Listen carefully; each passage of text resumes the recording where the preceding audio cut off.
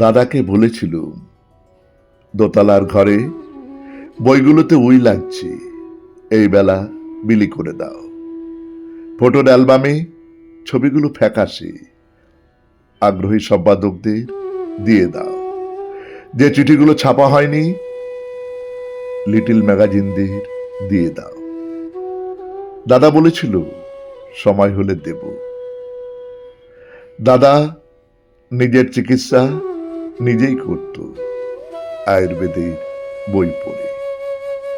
গাছের পাতা, শেকড়, শুকনো ফুল, প্রকৃতি যতটা সময় দেবে।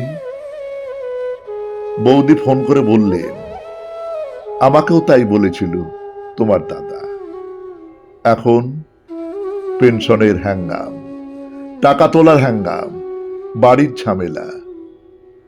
তোমার দাদা জানতো সময় হয়ে গেছে, জানতো যারা খোঁজবার তারা খুঁজবে, নয়তো লেখাদের উইরাই খাক, ছবিরা ফ্যাকাশে হোক, চিঠি হারিয়ে যাক। সবচেয়ে ভয়ের হলো যে হাসপাতালে ভর্তি হলে মুখে নাকে রবারের প্লাটিকের নল গুজে, হাতে ছুঁচ ফুটিয়ে, নানা যন্ত্র দিয়ে ঘেরা বিছানায় শুয়ে সময় যে হয়ে এসেছে তা টের পাইনি দাদা। মারোয়ারি হাসপাতালে সময় হয়ে এসেছে না আসেনি তা রোগীর বৈভবের উপর নির্ভর করে। ইন্স্যুরেন্সের ঊর্ধ্বসীমার দিকে চেয়ে ডাক্তাররা বাজপাখি হয়ে যায়। হাসপাতালগুলো মৃত্যুকে মর্যাদাহীন করে দিয়েছে। মৃত্যু এখন পণ্য। বাড়িতে নিজের বিছানায় মরা যাবে না কেন? যতই রোগ জারি হোক, শহরের ডাক্তারদের ডাকলে বাড়িতে আসতে চায় না। বুড়োদের জন্য সবচেয়ে ভালো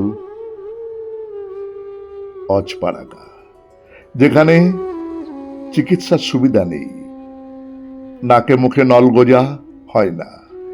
এর চেয়ে অন্তর্জলি যাত্রা ভালো ছিল মনে হয়। সময় হয়ে এলে নদীর তীরে শুয়ে ফোঁটা ফোঁটা গঙ্গা জল, যা বেশি দিন বাঁচিয়ে রাখবে না।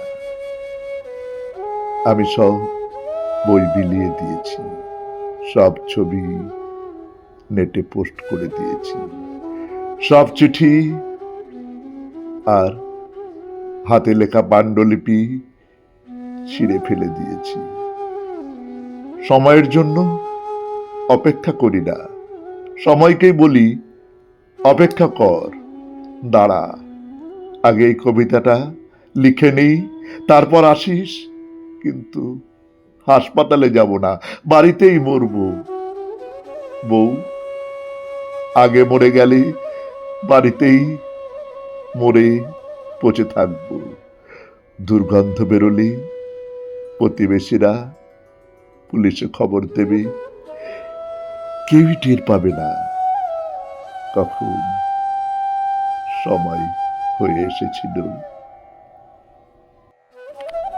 নমস্কার, শুনলেন কবিতা মৃত্যু চেতনা। কলমে কবি মলাই রায়চৌধুরী, উচ্চারণে আমি সুরজিৎ দাস।